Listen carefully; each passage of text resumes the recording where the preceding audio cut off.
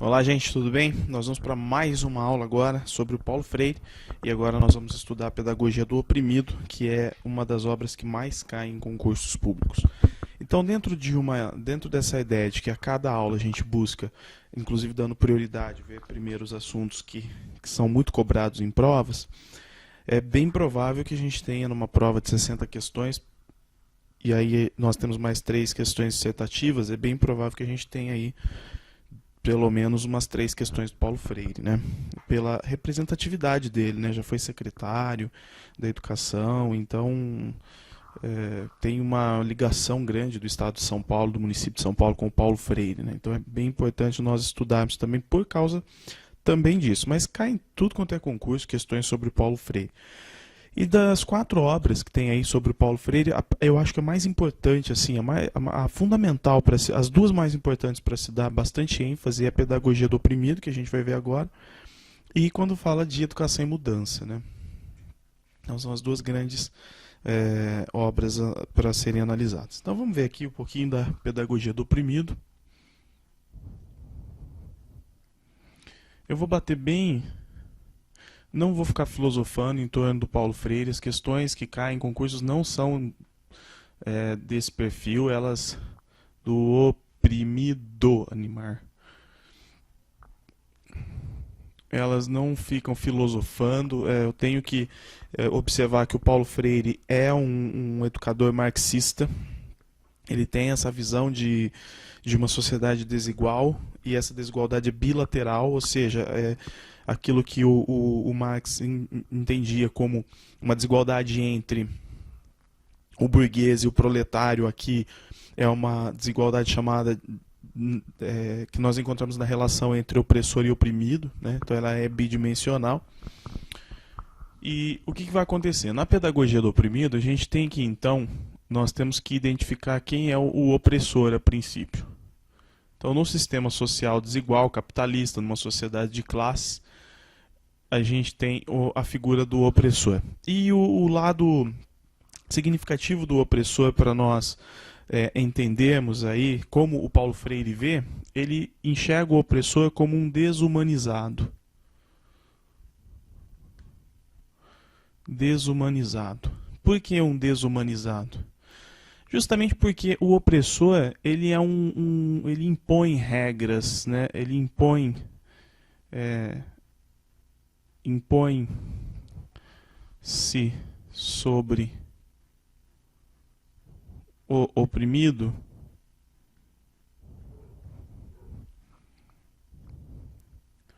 na busca pela manutenção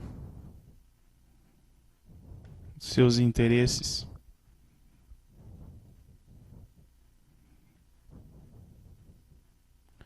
e de poder. Bem,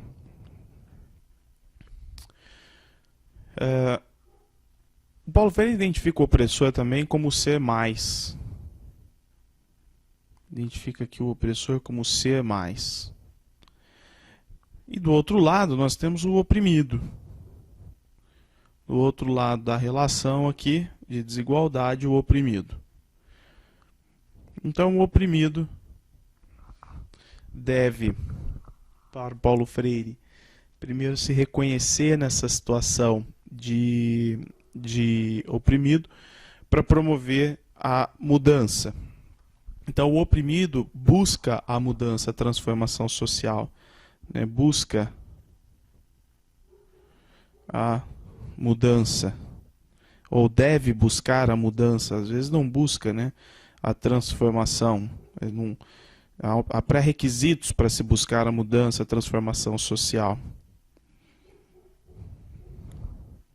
E ao buscar essa mudança, a ideia é que a classe, entre aspas, dos oprimidos, esse grupo dos oprimidos, desconstitua esse processo de desumanização e torne a sociedade uma sociedade humanizada. Então o objetivo é isso, é tornar a sociedade uma sociedade humanizada. Ok? Bem, diante disso, nós temos que entender então essa, esse embate entre opressor e oprimido. Só que para o Paulo Freire, o oprimido, que é chamado de ser menos, porque ele está numa situação de impotência diante do opressor, ele também, uma vez que vai lutar pelos seus direitos, por uma condição melhor social, ele não pode ser o opressor do opressor. Então, essa observação aqui é fundamental que a gente veja. Eu vou colocar aqui desse lado. Então, o oprimido, observação do Paulo Freire.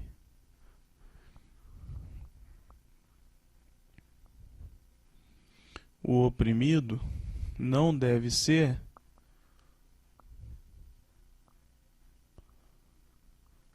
o opressor do opressor. Mas, nossa, essa letra ficou horrível, Jesus. O opressor do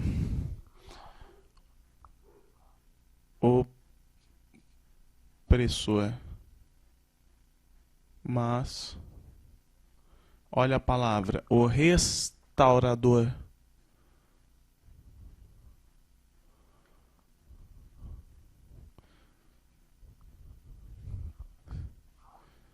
das relações humanizadas. Das relações humanizadas. Ok? Então, eu acho que aqui é importante nós entendemos que para o Paulo Freire não se trata de simplesmente vencer um grupo social, se impor sobre esse grupo social. A ideia não é essa. A ideia é de restaurar a humanidade, de restaurar as relações humanizadas, né? Ou seja, desconstituir ou romper com essa desigualdade social existente na visão do Paulo Freire. E como que nós conseguimos isso? A partir de uma ideia de libertação. Só que vejam, libertação significa libertar-se do processo alienante do opressor, libertar-se das desigualdades, das imposições, do poder colocado sobre o oprimido, que constrange muitas vezes emocionalmente, né, e até mesmo emocionalmente o oprimido. Constrange no sentido de bloquear suas ações. As pessoas mais humildes, elas sentem um bloqueio muito forte por parte das pessoas mais importantes, porque ela se sente inferior, ela acha que aquilo que ela fala não tem sentido, e sempre o que vem de cima, o que vem das classes mais ricas, sempre seria então a verdade, né? E nós sabemos que há uma visão de superação hoje dessa desigualdade, e nós precisamos romper com essa ideia de que aquilo que vem das classes mais abastadas seria a verdade, né? Seria a informação correta ou a visão correta sobre a sociedade. Então, dentro de uma visão libertadora, de libertação, o que vai acontecer? Nós temos que trazer isso aqui para dentro da educação. Então, o Paulo Freire parte de um assunto político, social, e transforma isso num assunto educacional, né? E quando ele traz essa ideia, toda essa teoria dele para dentro da educação, nós vamos perceber que dentro das tendências progressistas, eu já fiz esse esquema para vocês, dentro das tendências progressistas, a educação ela não é simplesmente algo referente à escolarização, mas a escola é uma instituição também política, e o currículo trabalhado dentro da escola também tem natureza política. E aí nós estamos diante de uma pedagogia libertadora, né? A pedagogia libertadora ela se estabelece em dois momentos. No primeiro momento, o oprimido ele desvela o mundo opressor, né? Ele descobre, ele desvenda esse mundo opressor e se compromete na prática a transformá-lo. Então, o primeiro momento é isso, desvelar, reconhecer o mundo opressor e se comprometer na prática a transformá-lo. E no segundo momento a gente tem então a transformação dessa realidade e a pedagogia libertadora. Então ela deixa de ser uma pedagogia do oprimido e passa a ser uma pedagogia dos homens. né, que está em permanente construção, em permanente processo de desalienação, em permanente processo de conquistas na sociedade de busca pela igualdade social. E aí nós temos que ver alguns pontos importantes que eu acho que são pontos fundamentais para a nossa prova, que representam o que de fato é cobrado na prova, né? Algumas passagens dessa obra do Pedagogia do Oprimido, ela reproduz outras passagens do Paulo Freire em artigos, palestras, livros e tudo mais, e fortalece o que nós temos estudado. Então, a primeira ideia, né, aquela ideia de que ninguém liberta ninguém. Então, ninguém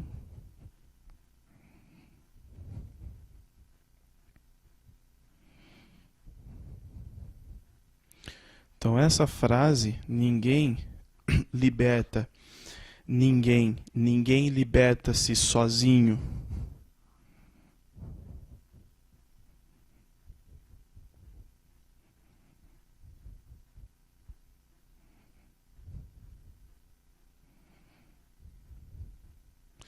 Ninguém liberta ninguém, ninguém liberta-se sozinho. Os homens se libertam em comunhão. Os homens se libertam em comunhão. Bem, o que nós temos aqui? Essa ideia de liberdade, ela traz uma necessidade muito importante na pedagogia do Paulo Freire, de que as ações precisam ser sempre conjuntas, de que a organização entre os oprimidos e o processo de comunicação, ele é muito importante, ele é fundamental, né? Então, para que isso aqui se torne uma realidade, né? Para que se confirme essa ideia de que ninguém liberta ninguém, ninguém liberta-se sozinho, os homens se libertam em comunhão, é necessário um engajamento entre os oprimidos em prol da mesma causa, né, que é de transformar a realidade. E não se trata de um mero ativismo. Então, o processo de libertação, vamos colocar aqui como uma observação também, né, o processo de libertação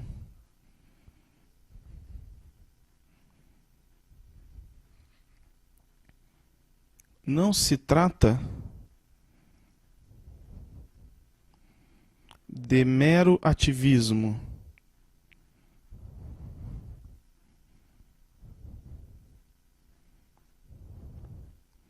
Lembra que nós vimos em Educação e Mudança? Então vejam lá, ó, é necessário reflexão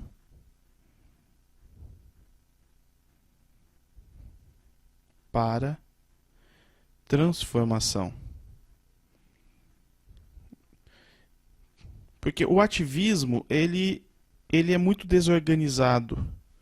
Quando não há uma mobilização em torno da reflexão, e a reflexão é a capacidade do indivíduo, do oprimido em grupo, de reconhecer em que nível está essa opressão e de que forma ela é praticada. Então, ou seja, é necessário educação, é necessário conhecimento. Sem esse conhecimento, sem essa educação, esse ativismo ele se torna algo desorganizado. Esse engajamento acaba sendo um engajamento utópico, que não gera um diálogo legítimo em prol dessa causa, não é? Então, aqui nós temos que o processo de libertação não se trata de mero ativismo, é necessário reflexão para transformá-lo. Uma coisa que eu acabei de falar para vocês e que vale repetir nesse momento é que o oprimido muitas vezes ele se vê emocionalmente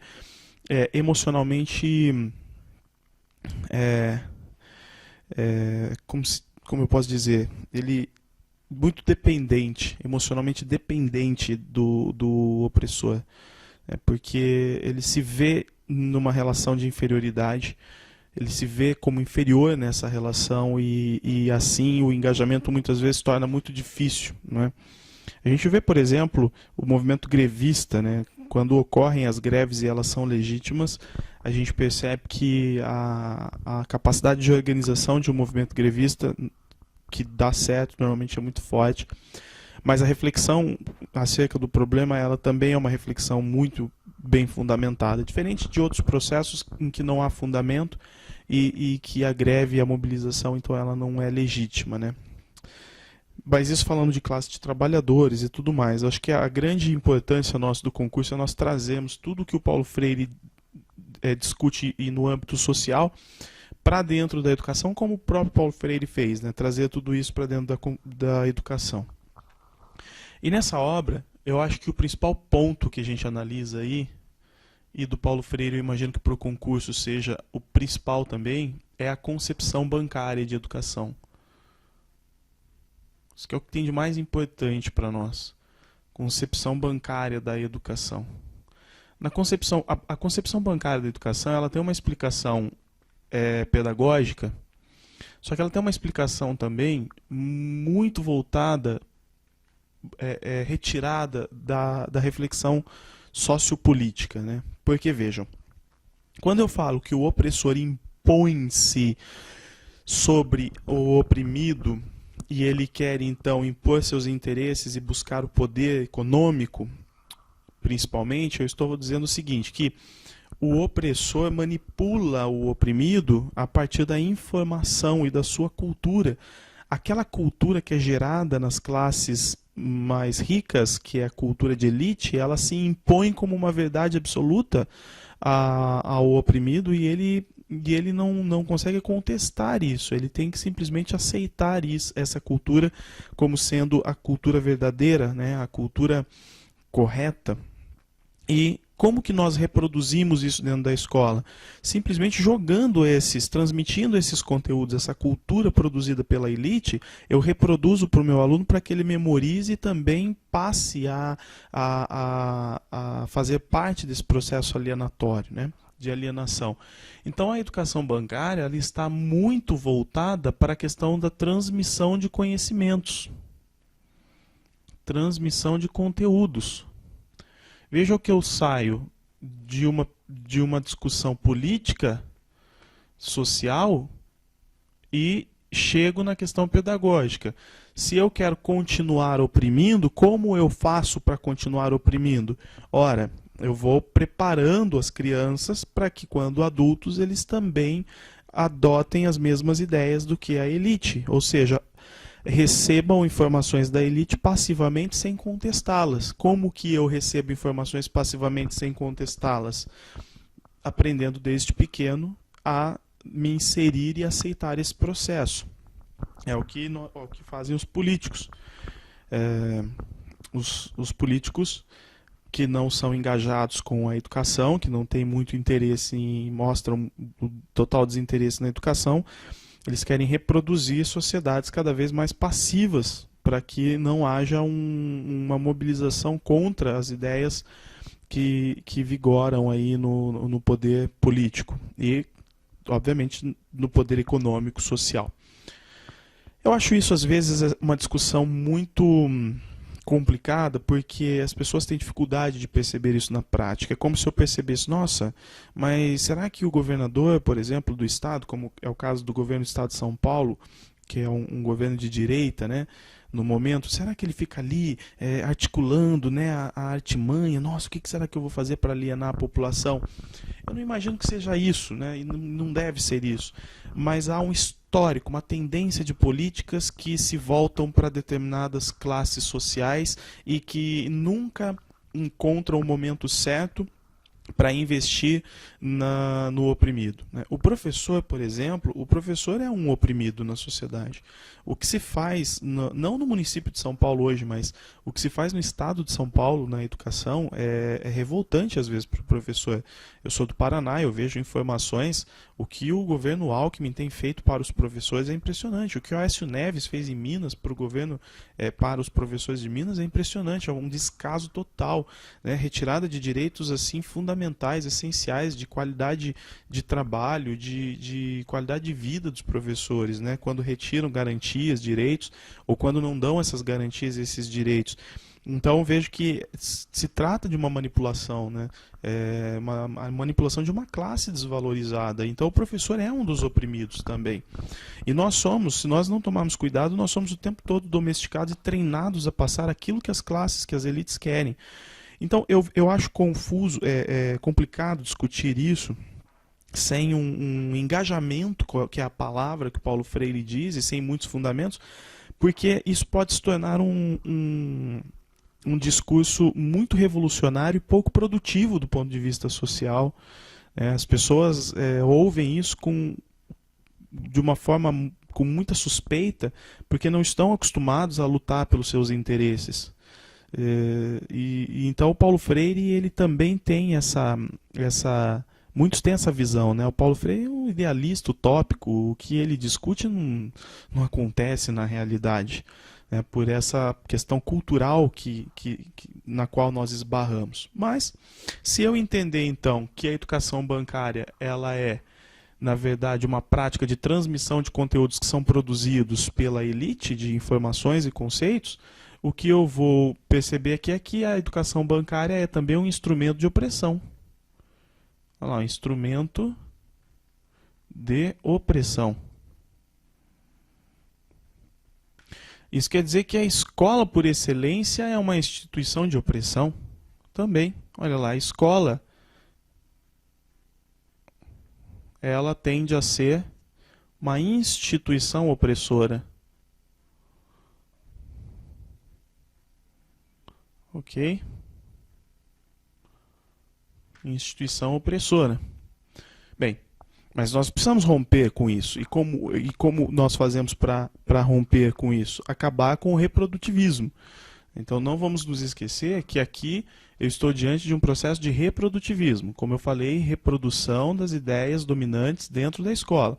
Reprodutivismo. Esse reprodutivismo que é alienante e que gera desigualdade social, ou que, se não gera, mantém a desigualdade social, eu preciso romper com isso aqui. Dentro da instituição escolar eu tenho, então, o professor. O professor é um instrutor por excelência. O professor, por excelência, é um educador, é aquele que tem nas suas mãos a oportunidade de revolucionar a vida de uma criança ou do seu aluno, não é? Então, visto que a educação bancária ela acaba sendo ela é vista como uma doação de saber daqueles que se julgam sábios, né?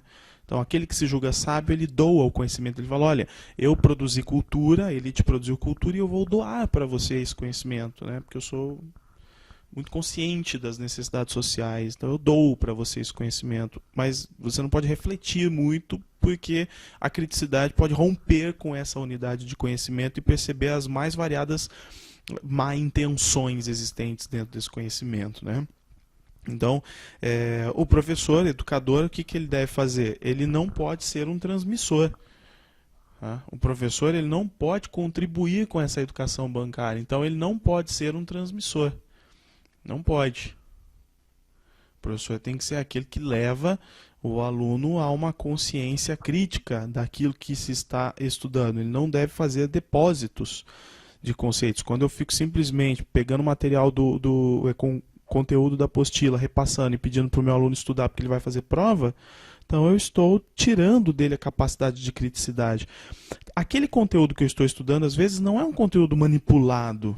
Ele não é um conteúdo tendencioso, mas eu tiro do dia a dia do estudo do meu aluno a capacidade de crítica e reflexão que ele utilizaria como recurso diante de outros conhecimentos que estão disponíveis para ele na sociedade, não é?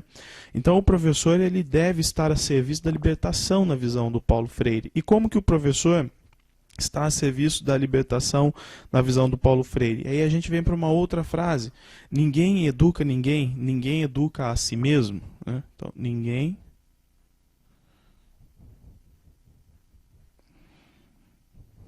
educa ninguém. Ninguém educa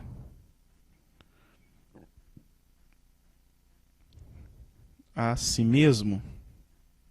E aí nós temos que completar isso, né? Os homens se educam entre si, mediatizados, que é a palavra, pelo mundo. Então, os homens se educam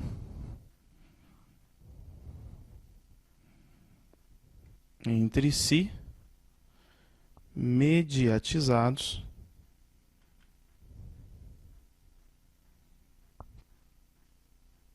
pelo mundo. Bem, eu vou tentar resumir isso num esquema, tá bom? E o esquema é o seguinte.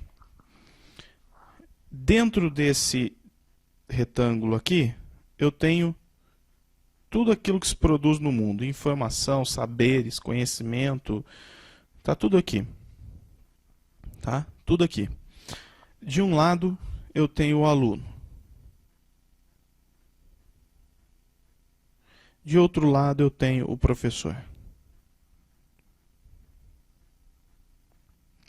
O aluno tem uma visão do mundo. O professor também tem sua visão de mundo. Agora, ambos irão se unir na visão do Paulo Freire para continuar a discutir isso aqui. No meio da discussão entre aluno e professor, eu tenho as informações, os elementos, os fatores que influenciam a vida social. No meio. O aluno tem conhecimentos e o professor também tem conhecimentos. Quando ambos estão discutindo a respeito desse objeto aqui, que é um objeto, né, mediatizado, que vai ser o mediador da relação entre professor e aluno, o que vai acontecer? Professor e aluno vão trocar experiências e informações. Então, nós temos aqui troca de experiências e informações. Professor aprende com o aluno, aluno aprende com o professor. Isso pode te gerar dúvida. Por quê? E eu vou esclarecer agora. Você pode estar se perguntando o seguinte, mas Vinícius, não é na verdade o professor que é mediador da relação entre aluno e mundo? Vejam que no Paulo Freire, essa relação era um pouco mais complexa. Normalmente é assim que a gente analisa. O professor é mediador da relação entre aluno e saberes sociais. Então, o aluno ele precisa chegar num saber social. Ele precisa alcançar aquele conhecimento para ele viver o seu dia a dia. Como ele não consegue fazer isso sozinho, no meio do caminho tem o professor, como mediador. Então, é uma visão, é uma proposta. O professor é mediador. O professor que está entre o aluno e os conhecimentos que estão, né, fora da escola e que são trazidos pela escola enquanto componentes para dentro do currículo e são sintetizados, produzidos e repassados aos alunos de uma forma adequada pedagogicamente. Tudo bem, essa é uma forma de nós analisarmos. Mas na interpretação do Paulo Freire a gente vai um pouco além, porque quando o mundo é um mediador, tudo aquilo que nós temos no mundo, né, todo o conhecimento gerado, se ele está no meio da relação entre aluno e professor, então, ao se deparar com essa relação, alunos e professor aprendem um com o outro. E aí a gente justifica, ninguém educa ninguém, ninguém educa a si mesmo. Os homens se educam entre si, mediatizados pelo mundo. Se eu estou analisando, então, que os homens se educam entre si, eu não posso mais entender o professor como aquele que é o detentor da sabedoria e do conhecimento e o aluno é aquele que não sabe nada. Então, essa informação para o Paulo Freire não vale. Se você vê textos nesse sentido, de que o professor é o conhecedor e o aluno é o que não conhece nada e precisa receber conhecimento do professor, está errado. Não é assim que nós concebemos essa relação. Por isso, essa relação não é vertical. A relação entre aluno e professor é uma relação horizontal. Se ela não é vertical e ela é horizontal, então vamos riscar aqui o vertical. Ela também não é uma relação autoritária. Ela é uma relação de autoridade, que é diferente.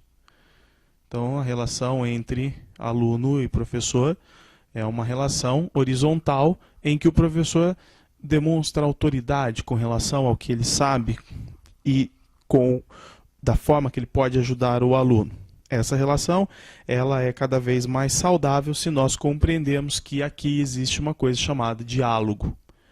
Porque o professor, ele valoriza os conhecimentos prévios do aluno. Ele valoriza as experiências que o aluno traz para dentro da escola.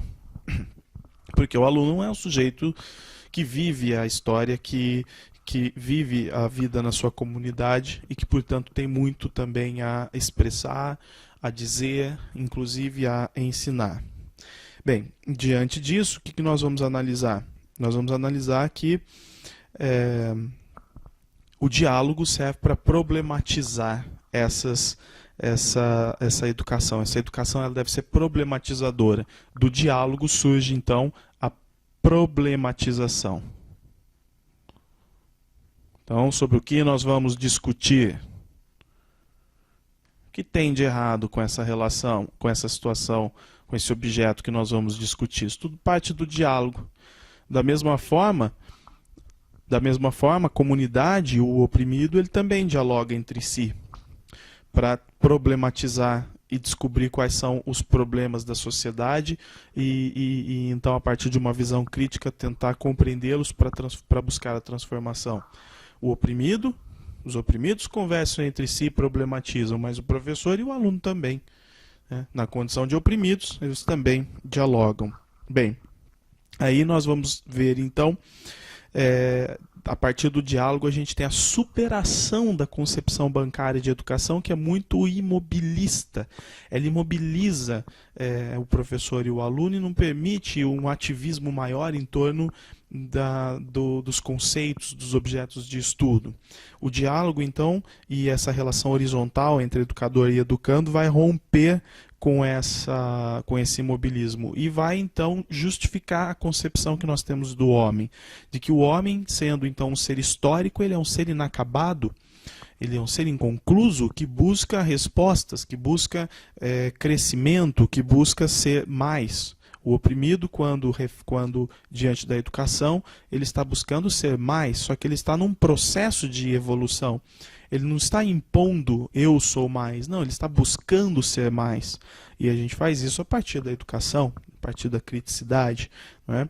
Então, o diálogo ele serve também para isso, para que os homens troquem informações e se desenvolvam, porque são sujeitos históricos inacabados e estão em constante desenvolvimento intelectual, desenvolvimento social, não é? Bem, o início do diálogo, do ponto de vista pedagógico, o início do diálogo é a busca pelo conteúdo programático.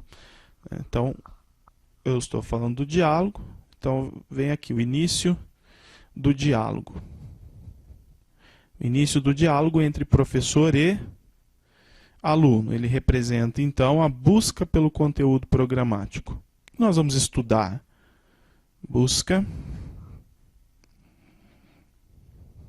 pelo conteúdo programático. O que quer dizer isso, então? O que nós vamos estudar?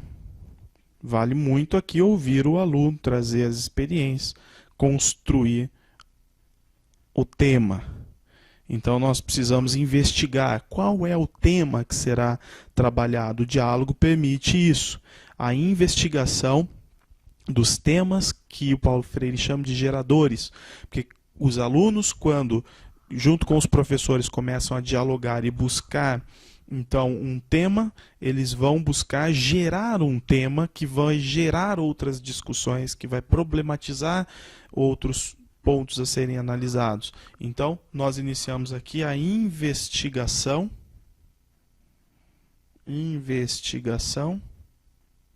dos temas geradores. Sem diálogo, nós não alcançamos os temas geradores.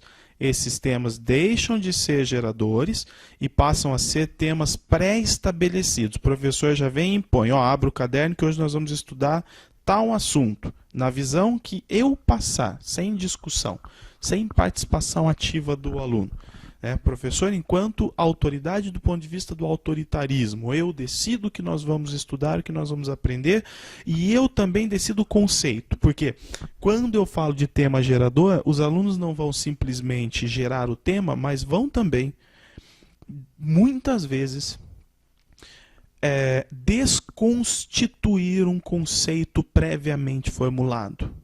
Quando eu analiso, por exemplo, o que é a sociedade de classes e trago de um livro um determinado conceito, o trabalho conjunto do professor com os alunos, a partir das intervenções, a partir do diálogo, a partir do questionamento, a partir da criticidade, da dúvida, a partir da desconfiança, vai, de repente, romper com esse determinado conceito, que é um conceito da elite manipulador, opressor, e vai construir um novo conceito. Então, nesse processo pedagógico não se gera apenas o tema, mas também muitas vezes se desconstitui conceitos que são previamente formulados e que vêm de cima para baixo, que vêm da elite.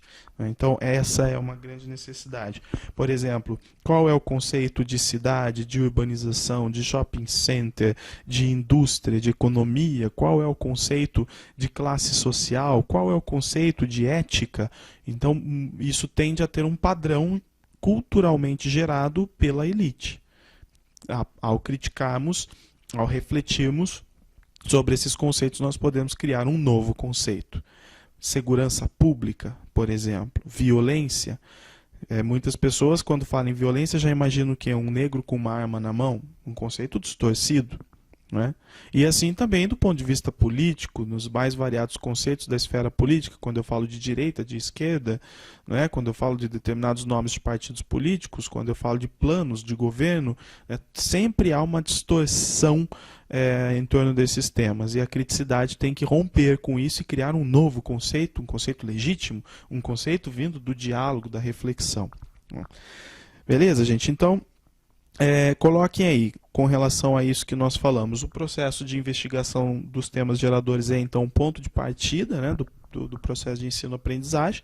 O ponto de partida é isso, é investigar o tema gerador, aquilo que nós vamos estudar, gerar o tema e problematizá-lo. Então você pode complementar assim, investigação dos temas geradores é um esforço comum, tá? É um esforço comum de consciência da realidade e de autoconsciência. Então é um esforço comum de consciência da realidade e de autoconsciência. Ponto. Bom? E um outro ponto que eu quero que vocês coloquem aí, dentro da investigação temática. Coloquem assim, a investigação temática não é um processo mecânico, ponto. Então não é mecânico porque ela não é trazida previamente e falado, vamos estudar como a gente faz todos os dias na escola, não é? Você deve estar se pensando, mas Vinícius, como que eu vou ficar gerando temas? Eu tenho um currículo para cumprir? Nós sabemos disso, gente. Mas é possível, sim, praticar um pouco da pedagogia freiriana na escola, mas o próprio sistema escolar e sistema educacional nos impõe limites. Sabemos disso. Mas temos que estudar o Paulo Freire para conhecer, né, as suas ideias e então podemos diversificar quando for possível. Então eu disse assim para vocês, a investigação temática não é um processo mecânico, ponto. Os sujeitos, continuando, os sujeitos vão descobrindo, vírgula, os sujeitos vão descobrindo, vírgula, no encadeamento dos temas significativos,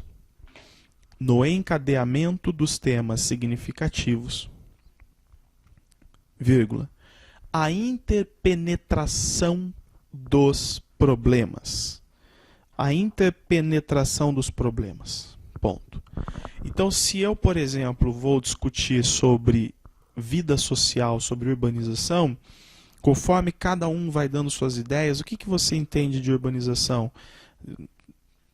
De cidade, do ponto de vista de cidade urbanizada, da vida que ocorre nas cidades.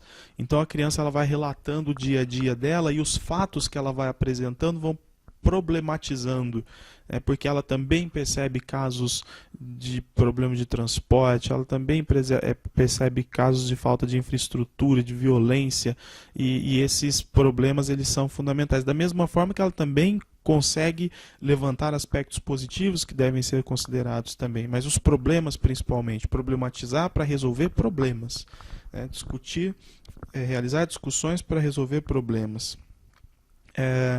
Visto isso, gente, a investigação é assim, quanto mais crítica for a investigação, ela menos focalista. Focalista é aquela coisa, eu tenho um foco e eu mantenho sempre o foco. Não, a necessidade do estudo crítico é ampliar a visão, olhar ao redor e perceber todos os fatores que influenciam naquela problemática.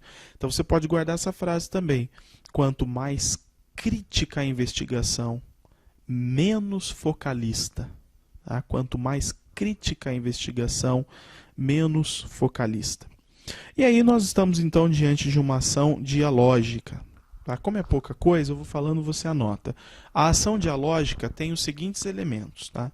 Então, coloquem, a ação dialógica compõe-se de... A ação dialógica compõe-se de colaboração, união, tá? Colaboração, união, organização e síntese cultural. Então, colaboração, união, organização e síntese cultural. Então, essas são as características da ação dialógica. Como nós transformamos a realidade? Nos comunicando. E dentro disso, unindo, né, processo de união, de organização, de colaboração e de síntese cultural. Eu acho que colaboração, união e organização são muito simples. Para buscar a libertação, eu preciso desses elementos, eu preciso do diálogo associado a esses elementos, que são característicos. Talvez o que gere um pouco de dúvida é a questão da síntese cultural, né? O que seria, então, a síntese cultural? A síntese cultural, gente, é a forma como nós enxergamos a sociedade. É a forma sistematizada que nós temos da sociedade do ponto de vista cultural. Então você pode colocar aí, a síntese cultural é toda a ação cultural, né? Síntese cultural, né? Toda ação cultural é sempre uma forma sistematizada e deliberada de ação que incide sobre a estrutura social. Então, é sempre uma forma sistematizada e deliberada de ação que incide sobre a estrutura social. Tudo que nós criamos socialmente, em grupos, todas as iniciativas que nós tomamos, ela passa a fazer parte da estrutura social, ela se adequa à estrutura social ou transforma a estrutura social. Então o diálogo ele busca isso, ele busca transformação, ele busca uma síntese cultural daqui para frente, como deve ser a sociedade, para que ela seja igualitária, para que ela seja humanizadora. Então aí nós temos um novo padrão cultural chamado de síntese cultural. Enfim, para eu entender o Paulo Freire, eu tenho que entender que educação para ele não é simplesmente um ato pedagógico, é um ato político. Por isso que depois de Paulo Freire, nós não falamos mais apenas projeto pedagógico, nós falamos projeto político pedagógico, visto que a característica política da escola é eminente e ela deve estar presente em todos os documentos e ações geradas dentro da escola. Tudo bem? É isso aí, gente. Vimos mais uma aula e vamos que vamos. Até mais.